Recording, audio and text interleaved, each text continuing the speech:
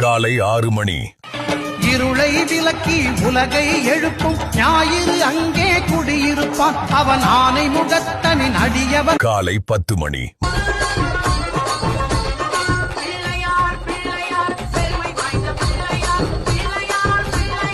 மதியம் 12 மணி.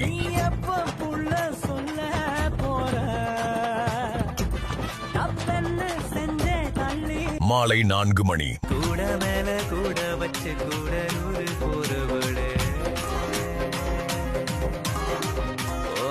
மாலை 6 மணி.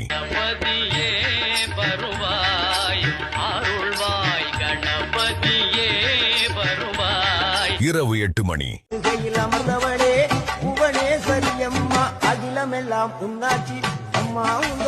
இரவு 10 மணி.